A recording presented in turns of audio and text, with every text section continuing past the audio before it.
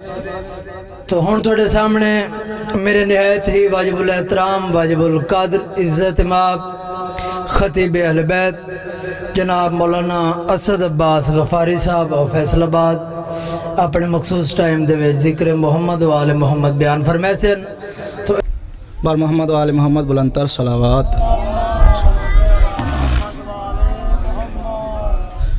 آپ نے اپنے مرحومین کے ایصال ثواب کے لیے اور بالاخص پیر سید عبدالستار شاہ ان کے ایصال ثواب کے لیے ایک مرتبہ سورہ الحمد و 3 مرتبہ سورہ اخلاص کی تلاوت فرما دیجئے۔ بسم اللہ الرحمن الرحیم الحمدللہ رب العالمین الرحمن الرحیم صراط المستقیم صراط الذین انعمت علیہم غیر المغضوب علیہم ولا الضالین۔ بسم اللہ الرحمن الرحیم قل هو اللہ احد اللہ الصمد لم یلد ولم یولد ولم یکن له کفوا احد۔ بسم اللہ الرحمن الرحیم قل هو اللہ احد اللہ الصمد لم یلد ولم یولد ولم یکن له کفوا احد۔ بسم اللہ الرحمن الرحیم قل هو اللہ احد اللہ الصمد لم یلد ولم یولد ولم یکن له کفوا احد۔ اللہم اغفر للمؤمنین والمؤمنات والمسلمین والمسلمات الاحیاء منہم والاموات تابع بیننا وبینہم بالخیرات انکا مجیب الدعوات وانکا علی کل شیء قدیر۔ دودھ پڑھ لیجئے محمد و آل محمد کی ذات پر۔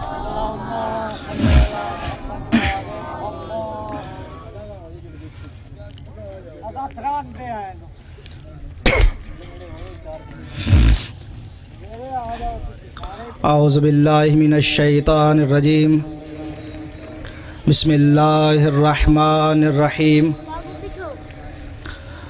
الحمد للہ الذی الیہ مصائر الخلق وعواقب الامر نحمدہ علی عظیم احسانہ ونیر برہانہ ونوامی فضلہ وامتنانہ ان اللہ بعث محمدا نذیرا للعالمین وامینا علی التنزیل والصلاة والسلام علی النبی الکریم ابی القاسم محمد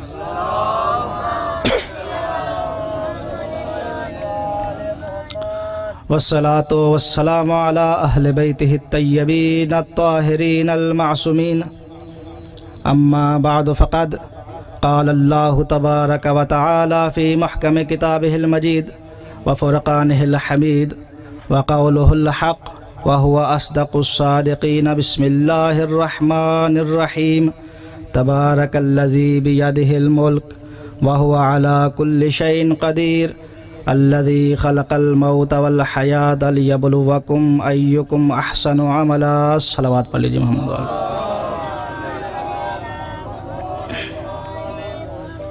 نعرہ تکبیر نعرہ تکبیر نعرہ رسالت نعرہ رسالت نعرہ حیدری۔ دونوں ہاتھ بلند کر کے نعرہ حیدری بر محمد و آل محمد بلندتر صلوات۔ انتہائی مختصر ٹائم کے لیے آپ کے سامنے مزاحم ہوا ہوں، بس آپ سے تھوڑی سی توجہ کی التماس ہے۔ بزرگان محترم و برادران عزیز، عزاداران مظلوم کربلا و ماتم داران سید الشہداء، پروردگار عالم سورہ ملک میں ارشاد فرما رہا ہے کہ تبارک الذی بیدہ الملک، بابرکت ہے وہ ذات کہ جس کے اختیار میں ملک ہے۔ دیکھیے عزیزان محترم، پڑھا لکھا مجمع میرے سامنے تشریف فرما ہے۔ عربی گرامر کے اعتبار سے بہت سادہ اور آسان سا جملہ تھا، تبارک الذی الملک بیدہ۔ پروردگار عالم نے الملک بیدہ ہی نہیں فرمایا بلکہ فرمایا بیدہ الملک۔ آخر وجہ کیا ہے؟ دیکھیے قرآن کا لفظ لفظ معجزہ ہے، قرآن کا حرف حرف معجزہ ہے، اور قرآن کا جملہ جملہ معجزہ ہے۔ اور پروردگار فرماتے ہیں افلا یتدبرون القرآن، تم قرآن میں غور و فکر کیوں نہیں کرتے؟ یعنی ہمیں صرف قرآن کے مفہوم میں غور نہیں کرنا، ترتیب قرآن میں بھی غور کرنا ہے کہ اللہ نے یہ لفظ یہاں رکھا ہے تو کیوں رکھا ہے۔ اس لیے کہ یہ کسی عام بندے کا کلام نہیں ہے، یہ خالق کلام کا کلام ہے۔ اور پروردگار اعلیٰ فرما رہے ہیں کہ تبارک الذی بیدہ الملک، دیکھیے الملک بیدہ بھی کہا جا سکتا تھا، لیکن ترتیب بدل دی۔ الملک بیدہ کا ترجمہ کیا ہے؟ جس کے قبضے میں ملک ہے، جو صاحب اختیار ہے، جو بادشاہ ہے، جو حاکم ہے۔ لیکن ذرا محترم الملک بیدہ نے فرمایا، بلکہ بیدہ الملک۔ اب ترجمہ کیجئے، اب ترجمہ یہ نہیں ہوگا کہ جو بادشاہ ہے، جو حاکم ہے، جو صاحب اختیار ہے، بلکہ ترجمہ ہوگا صاحب اختیار صرف وہی ہے، حاکم صرف وہی ہے، مالک صرف وہی ہے، بادشاہ صرف وہی ہے۔ اب اگر کسی کو دنیا میں کوئی اختیار مل بھی جائے تو یہ اس کی دی ہوئی بھیک ہوتی ہے، اور جب وہ اپنی بھیک واپس لے لیتا ہے تو بڑے بڑے صاحبان اقتدار 2 گز زمین کے محتاج ہو جاتے ہیں۔ توجہ فرما رہے ہیں؟ تو تبارک الذی بیدہ الملک، بابرکت ہے وہ ذات کے جس کے قبضہ اختیار میں ملک ہے، صاحب اختیار صرف وہی ہے۔ عزیزان محترم، آپ دیکھ لیجئے تاریخ کے ہر پلٹتے ہوئے ورق نے ہمیں یہ بتایا کہ حکومت نمرود کی نہیں تھی، بلکہ اس کی تھی جس نے ایک مچھر کے ذریعے سے بے بس کر دیا۔ اور توجہ چاہتا ہوں پروردگار عالم عزیزان محترم کہ تاریخ کے ہر پلٹے ہوئے ورق نے ہمیں یہ سمجھایا کہ حکومت فرعون کی نہیں تھی، بلکہ اس کی تھی جس نے آخر میں ڈبو دیا۔ اور تاریخ کے ہر پلٹے ہوئے ورق نے ہمیں یہ سمجھایا کہ حکومت شداد کی نہیں تھی، بلکہ اس کی تھی جس نے بنائی ہوئی جنت میں قدم بھی نہیں رکھنے دیا۔ نعرہ تکبیر، اللہ اکبر، نعرہ رسالت، یا رسول اللہ، نعرہ حاضری، تبارک الذی بیدہ الملک، بابرکت ہے وہ ذات کہ جس کے قبضے میں ملک ہے، جس کے اختیار میں ملک ہے۔ توجہ فرما رہے ہیں؟ کون ہے وہ خدا؟ پروردگار تھوڑا اور وضاحت کر دیجئے، تھوڑا اور سمجھا دیجئے۔ پھر فرمایا وَهُوَ عَلَىٰ كُلِّ شَيْءٍ قَدِيرٌ، وہ ہے جو ہر شے پر قدرت رکھتا ہے، وہ کسی کا محتاج نہیں ہے، وہ بے نیاز ہے، وہ غنی ہے، اور غنی علی الاطلاق، مطلقاً بے نیاز ہے، کسی شے کا محتاج نہیں ہے۔ عزیزان محترم، نہ وہ ہمارے سجدوں کا محتاج ہے، نہ وہ ہماری عبادتوں کا محتاج ہے، نہ وہ ہمارے کلموں کا محتاج ہے۔ ساری کائنات اس کے سامنے سجدہ ریز ہو جائے، اس کی شان میں اضافہ ہونے والا نہیں ہے، اور ساری کائنات اس سے منہ موڑ لے، اس کی شان میں فرق آنے والا نہیں ہے۔ وہ ایسا بے نیاز ہے، کسی کا محتاج نہیں ہے۔ توجہ ہے آپ حضرات کی؟ تو جب وہ اصل، بہت باریک جملہ دینا چاہ رہا ہوں عزیزان محترم، اور بہت باریک پہلو پر گفتگو کرنا چاہ رہا ہوں، جب وہ اصل ہر شے سے بے نیاز ہے تو جس میں اس کی بے نیازی کی جھلک آ جائے وہ بھی ہر شے سے بے نیاز ہوتا ہے۔ نعرہ حاضری، جب وہ اصل ہر شے سے بے نیاز ہے۔ دیکھیے، اس لیے ہمارا عقیدہ ہے کہ محمد و آل محمد علیہ السلام اس ظاہری تخت و تاج کے محتاج نہیں ہیں، ان کو اللہ نے پوری کائنات پر حکومت دے دی ہے، اور جس طرح وہ اصل ہر شے سے بے نیاز ہے، اسی طرح یہ اس کے نمائندے ہر شے سے بے نیاز ہیں، انہیں بھی کسی کی احتیاج نہیں ہے۔ اور عزیزان محترم، یہی ان کے نمائندہ حقیقی ہونے کی دلیل ہے۔ ایک بہت بڑے عالم گزرے ہیں، بہت بلند پایا عالم دین، جناب خلیل ابن احمد نحوی۔ 2 خلیل ابن احمد نام کے علماء گزرے ہیں، ایک ہے خلیل ابن احمد فراہیدی، ان کی بات نہیں کر رہا، ایک خلیل ابن احمد نحوی، بہت بڑے عالم، اتنے بڑے عالم کہ اس دور میں ان کے پائے کا کوئی اور عالم نہیں تھا، اور ان کے شاگردوں نے، لوگوں نے یہاں تک کہہ دیا کہ آپ کا علمی مقام، علمی مرتبہ اتنا بلند ہے کہ اگر آپ نبوت کا دعویٰ کریں تو لوگ آپ کو نبی مان لیں۔ توجہ کیجئے، محسوس کیجئے، کتنے بڑے عالم کہ لوگ کہہ رہے ہیں کہ اگر آپ نبوت کا دعویٰ کرتے ہیں تو کتنے لوگ آپ کو نبی مان لے، لیکن سر در علی پہ جھکا ہوا، سر ہے کہ در علی پہ جھکا ہوا۔ وہ پوچھتے ہیں کہ آپ خود اتنے بڑے عالم، آپ کی علمی پوزیشن اتنی بلند، اس کے باوجود آپ نے علی میں کیا پایا؟ آپ نے علی میں کیا پایا؟ اور جو خوبصورت جملہ انہوں نے کہا وہ آج بھی تاریخ کی پیشانی پر سنہری حروف سے رقم ہے۔ وہ فرماتے ہیں جو میں نے علی میں پایا وہ کسی میں نہ پایا۔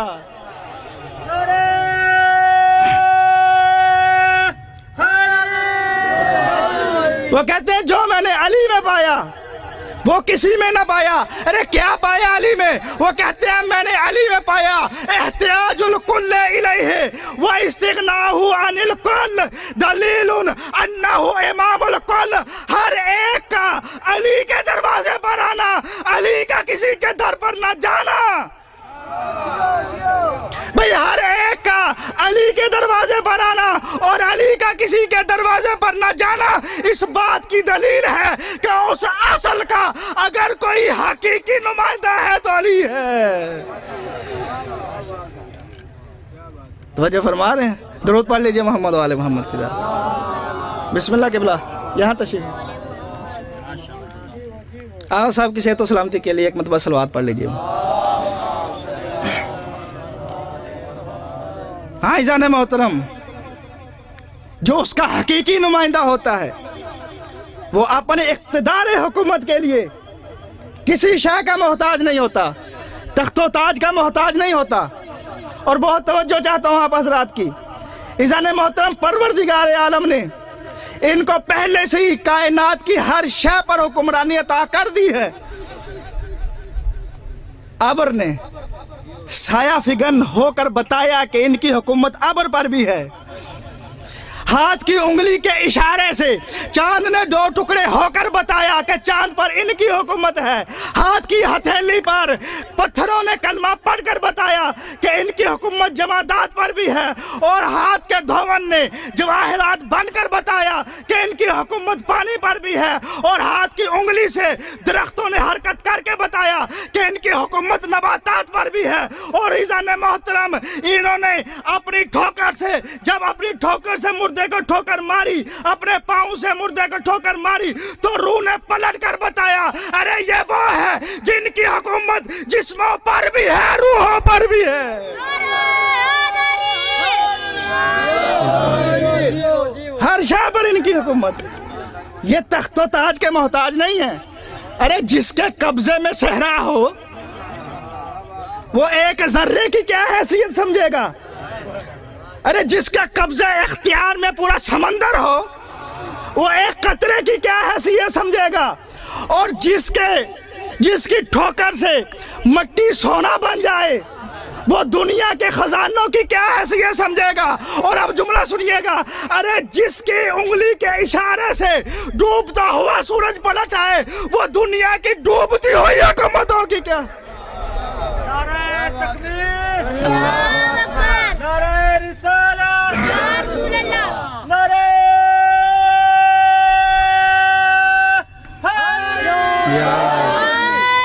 یہ کسی شے کے محتاج نہیں ہے۔ دنیا انہیں محتاج سمجھتی ہے لیکن اللہ نے انہیں غنی بنایا ہے۔ کسی شے کے محتاج نہیں ہے یہ۔ عزیزان محترم، ہر شے ان کی محتاج ہے۔ اور اگر آپ متوجہ ہیں تو پھر ایک اور جملہ کہتے ہیں، لوگ کہتے ہیں تخت نہیں ملا، تاج نہیں ملا، لہذا یہ کیسے حکمران ہے؟ میں کہتا ہوں جن کے قدم مہر نبوت پر آ رہے ہوں انہیں تخت حکومت کی ضرورت نہیں۔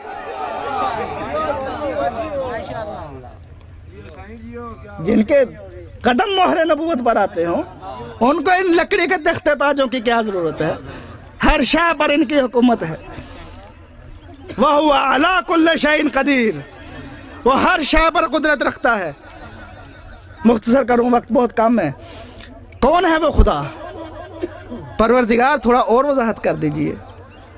پھر فرمایا الَّذِي خَلَقَ الْمَوْتَ وَالْحَيَاةَ، وہ اللہ وہ ہے جس نے موت و حیات کو خلق فرمایا ہے۔ سوچئے عزیزان محترم، یہ ایک ترتیب قرآن بہت اہم ہے، ہمیں اس میں بھی غور کرنا چاہیے۔ پروردگار نے یہ لفظ یہاں رکھا ہے تو کیوں رکھا ہے؟ دیکھیے پروردگار عالم کی ذات ہر شے کی خالق ہے، آسمانوں کی خالق وہی ذات، زمین کی خالق وہی ذات، جنت جہنم ہر شے کی خالق صرف وہی ذات ہے، لیکن پروردگار عالم نے سب سے پہلے اپنی قدرت کی مثال دیتے ہوئے موت کا ذکر فرمایا۔ سوچیے اس مقام کو، دیکھیے آگے آیت ہے، وہاں پروردگار نے فرمایا کہ الذی سبع سماوات، کہ جس نے 7 آسمانوں کا خلق فرمایا، بعد میں ذکر کیا، لیکن یہاں سب سے پہلے اپنی قدرت کی وہ ہے جو ہر شے پر قادر ہے۔ کیسا قادر ہے؟ وہ ایسا قادر ہے جس نے موت کو خلق فرمایا، حیات کو خلق فرمایا، حیات کو پہلے رکھ سکتا تھا۔ الذی خلق الحیات والموت، جس نے حیات اور موت کو خلق فرمایا، لیکن نہیں، یہاں بھی ترتیب برعکس ہے، فرمایا الذی خلق الموت والحیات۔ موت کا تذکرہ کیوں فرمایا؟ بہت سے رخ ہیں عزیزان محترم یہاں جو علماء نے بیان فرمائے ہیں، لیکن میرے پاس وقت صرف 5 منٹ رہ گیا ہے۔ بہت سے رخ ہیں جو جہاں علماء نے بیان فرمایا ہے، لیکن ایک رخ یہ بھی ہو سکتا ہے کہ ممکن ہے پروردگار عالم حضرت انسان کو یہ متوجہ کرنا چاہ رہا ہو کہ دیکھو اپنی زندگی کے ہر لمحے میں اپنی موت کو سامنے رکھنا، اگر تم موت کو بھول گئے تو زندگی میں گڑبڑ کر بیٹھو گے، لہٰذا موت کو اپنے ساتھ۔ موت عام طور پر معاشرے میں ایک بڑا ناگوار موضوع سمجھا جاتا ہے، موت کا نام آ جائے تو ہم موت کا نام لینا پسند نہیں کرتے، سننا پسند نہیں کرتے، لیکن خدا چاہتا ہے کہ موت کا ذکر بار بار ہونا چاہیے۔ ائمہ علیہم السلام چاہتے ہیں کہ موت کا ذکر بار بار ہو تاکہ انسان اپنی حیات میں مستحکم ہو جائے۔ دیکھیے عزیزان محترم، کسی نے آ کر پیغمبر گرامی اسلام سے غالباً پوچھا کہ یا رسول اللہ مجھے کوئی نصیحت کیجئے، آپ نے فرمایا موت کے ہوتے ہوئے کیا نصیحت؟ موت سب سے بڑی نصیحت ہے ایک انسان کے لیے جس کو پتا ہے کہ اسے مرنا ہے، اور مر کر پھر اس خالق حقیقی کی بارگاہ میں جانا ہے، حساب و کتاب دینا ہے۔ اس کو کس نصیحت کی ضرورت ہے؟ کسی شے کی ضرورت نہیں ہے اسے بھی، صرف موت کو اگر انسان یاد رکھ لے۔ ہاں، موت کو یاد رکھنے کا بہت سے فائدے ہیں عزیزان محترم۔ ایک فائدہ موت کو یاد رکھنے کا یہ ہے کہ انسان گناہوں سے بچ جاتا ہے، انسان کے کردار میں ایک عجب سی خوشبو پیدا ہو جاتی ہے، انسان کا کردار سنور جاتا ہے اگر انسان اپنے سامنے ہر قدم پر موت کو رکھے۔ عزیزان محترم، موت کے 2 مرحلے ہیں، ایک زندگی اور ایک اس کے بعد کا مرحلہ۔ اور بس ایک آخری جملہ، مولا کائنات جنگ صفین سے واپس پلٹ رہے تھے، اور پلٹتے ہوئے ایک قبرستان سے گزرے، اور اس قبرستان سے گزرتے ہوئے امام علیہ السلام نے قبرستان والوں کو، قبروں کو مخاطب کر کے، اہلیان قبرستان کو مخاطب کر کے فرمایا یا اہل الدیار الموحشہ، اے وحشت زدہ گھروں میں رہنے والوں، والمحال المغفرہ، اور اے اجڑے مکانوں میں رہنے والوں، والقبور المظلمہ، اے اندھیری قبروں میں رہنے والوں، یا اہل الغربت، یا اہل التربت، یا اہل الوحدت، یا اہل الظلمت، اے اکیلے گھروں میں رہنے والوں، اے وحشت میں رہنے والوں۔ اور اس کے بعد مولا کائنات فرماتے ہیں کہ جو تمہاری ازواج تھی، یہاں کی خبر دے رہے ہیں، مولا فرماتے ہیں جو تمہاری ازواج تھی ان سے کسی اور نے نکاح کر لیا ہے، جو تمہارا مال تھا وہ تقسیم ہو گیا ہے، جو تمہارے گھر تھے وہاں اور لوگ رہنے کے لیے آ گیا۔ ھذا خبر ما عندنا، اور یہ وہ خبر ہے جو ہمارے نزدیک ہے۔ فما خبر ما عندکم، تمہارے پاس کیا خبر ہے ہمیں وہ بتاؤ۔ یہ وہ خبریں ہیں جو میں نے تم تک پہنچائی ہیں، اب ہمیں وہ خبر بتاؤ کہ جو مجھ تک، یہاں تک خبر پہنچاؤ کہ ادھر کا کیا حال ہے۔ اور پھر خود مولا کائنات فرماتے ہیں لو آذن لہم فی الکلام، قسم بخدا اگر پروردگار عالم انہیں کلام کرنے کی اجازت دے دے تو یہ بتائیں گے کہ انا خیر الزاد التقوی، کہ بے شک بہترین زاد راہ تقوی ہے، بہترین زاد راہ اگر کوئی ہے تو وہ تقوی ہے۔ کیا فرمایا مولا نے؟ لَأَخْبَرُوكُمْ، دیکھیے جس طرح اس خدا کے کلام کے لفظ میں غور کرنا چاہیے، یہاں بھی لفظ میں غور کرنا چاہیے۔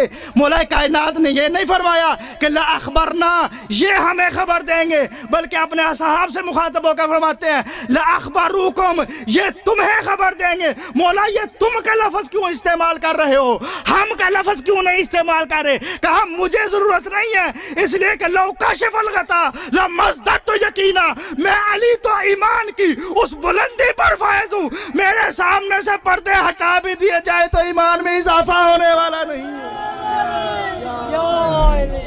بر محمد و آل محمد بلندتر صلوات۔